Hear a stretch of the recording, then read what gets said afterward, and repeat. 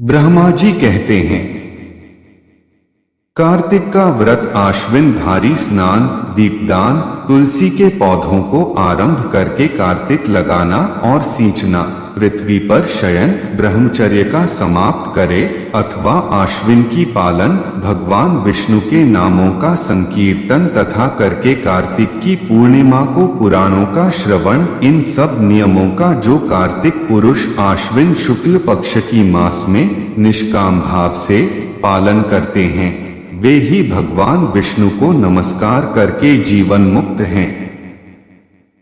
यह व्रत भगवान श्री कृष्ण को बहुत प्रिय है।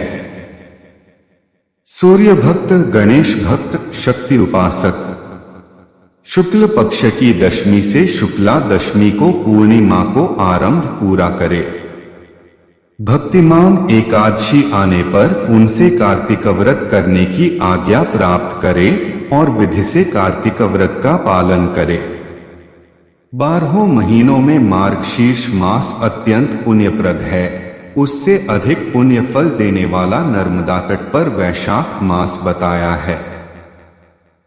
उससे लाख गुना अधिक प्रयाग में माघ मास का महत्व है। उससे भी महान फल देने वाला कार्तिक मास है। इसका महत्व सर्वत्र जल में एक सा ही है। एक ओर सब दान, व्रत और नियम तथा दूसरी ओर कार्तिक का स्नान तराजू पर रखकर ब्रह्मा जी ने तौला तो कार्तिक का ही पलड़ा कार्तिके। शिवोपासक और वैष्णव सभी को सब पापों का निवारण करने के लिए कार्तिक स्नान करना चाहिए। सूर्य की प्रीति के लिए जब तक सूर्य नारायण तुला राशि पर स्थित हों तब तक व्रत करना चाहिए। आश्विन की पूर्णिमा से लेकर कार्तिक की पूर्णिमालक भगवान शंकर की प्रसन्नता के लिए स्नान करना चाहिए। देवी पक्ष अर्थात आश्विन शुक्ल पक्ष को प्रतिपदा से लेकर कार्तिक कृष्ण चतुर्दशी की महारात्रि के आने तक भगवती दुर्गा की प्रसन्नता के लिए स्नान करना चाहिए। गणेश जी की प्रसन्नता के लिए आश्विन लिए कृष्ण चतुर्थी से लेकर कार्तिक कृष्ण चतुर्थी तक देवता नियम पूर्वक स्नान करना चाहिए। जो आश्विन शुक्ल पक्ष की एकादशी से लेकर कार्तिक शुक्ल एकादशी तक कार्तिक व्रत की समाप्ति करता है, उसके ऊपर भगवान जनार्दन प्रसन्न होते हैं। जो दूसरों के संगवश या बलात् जानकर अथवा बिना जाने ही कार्तिक मास में प्रातः स्नान का नियम पूरा कर लेता है, वह कभी यम यातना को नहीं देखता। अथवा जो ब्राह्मण कार्तिक में प्रातः स्नान करते हैं, उन्हें ओढ़ने के लिए कंबल या रजाई देकर स्नान जनित पुण्य फल को प्राप्त करे।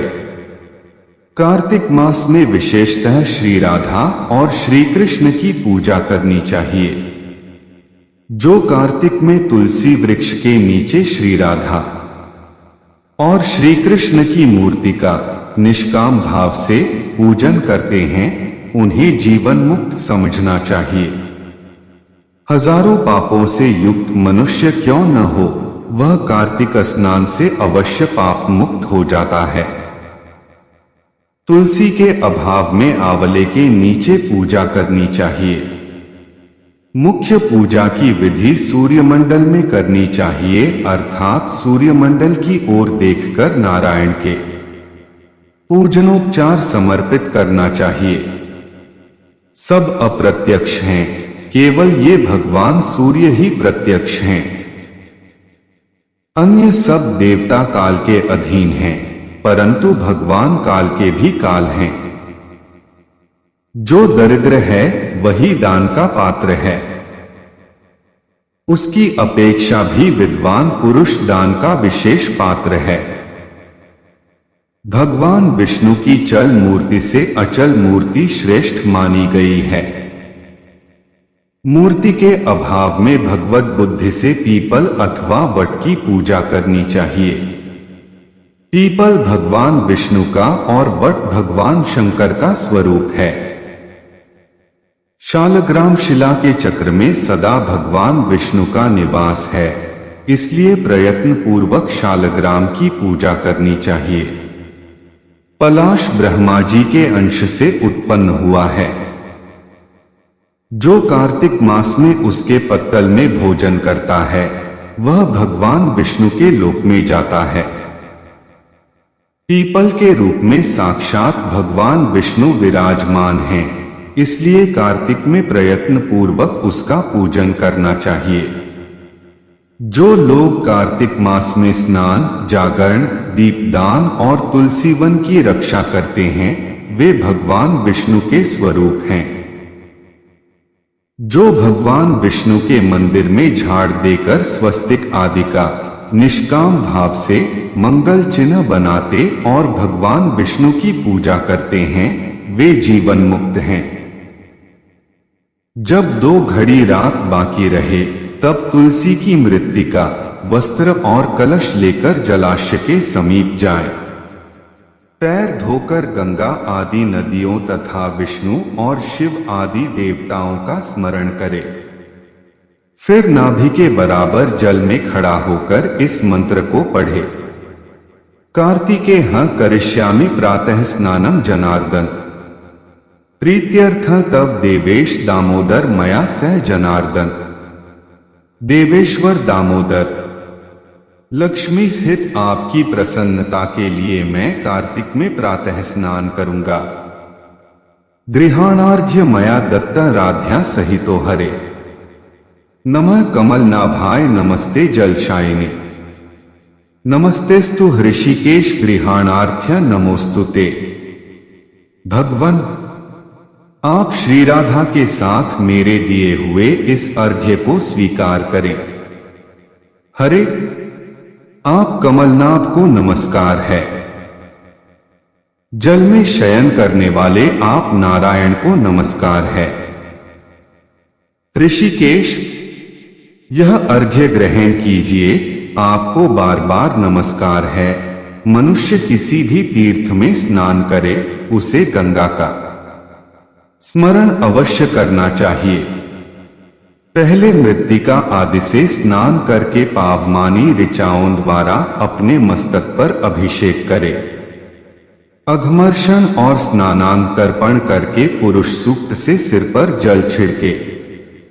उसके बाद बाहर आकर पुनः मस्तक पर तीर्थ का जल सींचे। फिर हाथ में तुलसी लेकर 3 बार आचमन करके पानी से बाहर धोती निचोड़े। वस्त्र निचोड़ने के पश्चात तिलक आदि करे। कार्तिक में जहां कहीं भी प्रत्येक जलाशय के जल में स्नान करना चाहिए। गर्म जल की अपेक्षा ठंडे जल में स्नान करने से 10 गुना पुण्य होता है। उससे 100 गुना पुण्य बाहरी कुएं के जल में स्नान करने से होता है। उससे अधिक पुण्य बावड़ी में और उससे भी अधिक पुण्य पोखरे में स्नान करने से होता है।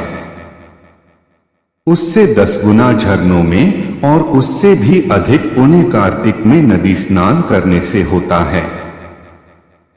उससे भी 10 गुना पुण्य वहां होता है जहां 2 नदियों का संगम हो, और यदि कहीं 3 नदियों का संगम हो तब तो पुण्य की कोई सीमा ही नहीं है। सिंधु, कृष्णा, वेणी, यमुना, सरस्वती, गोदावरी, विपासा, व्यास, नर्मदा, तमसा, मही, कावेरी, सरयू, क्षिप्रा, चर्मणवती, चंबल, वितरता, झेलम, वेदिका, सोमभद्र, वेत्रवती, बेतवा, अपराजिता, गंडकी, गोमती, पूर्णा, ब्रह्मपुत्रा, मानसरोवर, बागमती, शतगु, सतलज, ये तीर्थ कार्तिक में दुर्लभ हैं। सब स्थलों से अधिक आर्यावर्त, विंध्याचल और हिमालय के भीतर का प्रदेश उत्तर भारत पुण्यदायक है। उससे भी कोल्हापुरी है। कोल्हापुरी से श्रेष्ठ विष्णुकांची और शिवकांची हैं।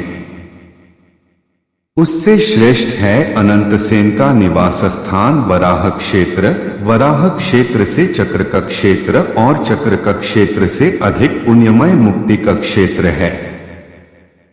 उससे श्रेष्ठ अवंतीपुरी और अवंतीपुरी से श्रेष्ठ बद्रिकाश्रम है। बद्रिकाश्रम से अयोध्या, अयोध्या से गंगाद्वार, गंगाद्वार से कनखल और कनखल से भी श्रेष्ठ मथुरा है, क्योंकि कार्तिक में वहां स्वयं भगवान राधा कृष्ण स्नान करते हैं। मथुरा से भी श्रेष्ठ द्वारका है। जिन्होंने भगवान गोविंद में अपने चित्त को लगा रखा है, उनके लिए द्वारका सूर्य के समान पुण्य का प्रकाश करने वाली है। द्वारका से भी श्रेष्ठ भागीरथी हैं। वह भी जहां विंध्य पर्वत से मिलती हैं, वहां अधिक श्रेष्ठ हैं। उससे 10 गुना पुण्य तीर्थराज प्रयाग में होता है। उससे श्रेष्ठ काशी है, जिसके आश्रय से गंगा जी भी मनुष्यों के सब पापों का नाश करती हैं। काशी में पंचनद पंचगंगा तीर्थ है, जो तीनों लोकों में विख्यात है। कार्तिक मास आने पर रौरव नरक में पड़े हुए पितर भी चिल्लाते हैं कि क्या हमारे वंश में कोई ऐसा भाग्यवान पैदा होगा जो पंचगंगा में जाकर हमारे लिए नरक से उद्धार करने वाला तर्पण करेगा। लाखों पाप करके भी मनुष्य यदि पंचगंगा में नहाकर बिंदु माधव जी की पूजा करे तो उसके सभी पाप तत्काल नष्ट हो जाते हैं। कुछ रात बाकी रहे तभी स्नान किया जाए तो वह और भगवान विष्णु को संतुष्ट करने वाला है। सूर्योदय काल में किया हुआ स्नान मध्यम श्रेणी का है। जब तक कृत्तिका अस्त न हो तभी तक स्नान का उत्तम समय है, अन्यथा बहुत विलंब करके किया हुआ स्नान कार्तिक स्नान की श्रेणी में नहीं आता। स्त्रियों को पति की आज्ञा लेकर कार्तिक स्नान करना चाहिए, क्योंकि पति से बिना पूछे जो धर्म कार्य किया जाता है वह पति की आयु को क्षीण कर देता है। स्त्रियों के लिए पति की सेवा छोड़कर दूसरा कोई धर्म नहीं है।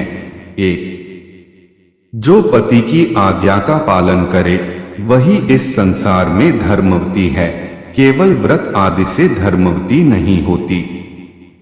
पति यदि दरिद्र, पतित, मूर्ख अथवा दीन भी हो तो वह वैसा होता हुआ भी स्त्री का आश्रय है। उसके त्याग से स्त्री नरक में गिरती है। जिसके दोनों हाथ, दोनों पैर, वाणी और मने काबू में रहें तथा जिसमें विद्या, तप एवं कीर्ति हो, वही मनुष्य तीर्थ के फल का भागी होता है।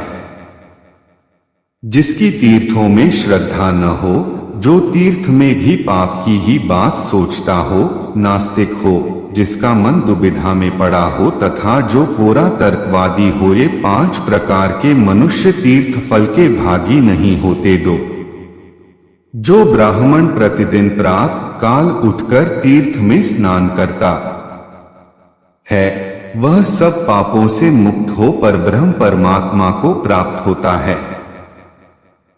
स्नान का तत्व जानने वाले मनीषी पुरुषों ने 4 प्रकार के स्नान बतलाए हैं: वायव्य, वारुण, ब्राह्म और दिव्य। गोधूलि से किया हुआ स्नान वायव्य कहलाता है। समुद्र आदि के जल में जो स्नान किया जाता है उसे वारुण कहते हैं। वेद मंत्रों उच्चारण पूर्वक जो स्नान होता है उसका नाम ब्राह्म है, तथा मेघों अथवा सूर्य की किरणों द्वारा जो जल अपने शरीर पर गिरता है उसे दिव्य स्नान कहा गया है। इन सभी स्नानों में वारुण स्नान सबसे उत्तम है। ब्राह्मण, क्षत्रिय और वैश्य को मंत्रोच्चारण पूर्वक स्नान करना चाहिए। स्त्री और शूद्र के लिए बिना मंत्र के ही स्नान का विधान है। प्राचीन समय में श्रेष्ठ तीर्थ पुष्कर में जहां नंदा संगम है, वहीं नंदा के कहने से राजा प्रभंजन कार्तिक मास में पुष्कर स्नान करके व्याघ्रयोनि से मुक्त हुए थे, और नंदा भी कार्तिक में पुष्कर का स्पर्श पाकर परम धाम को प्राप्त हुई थी।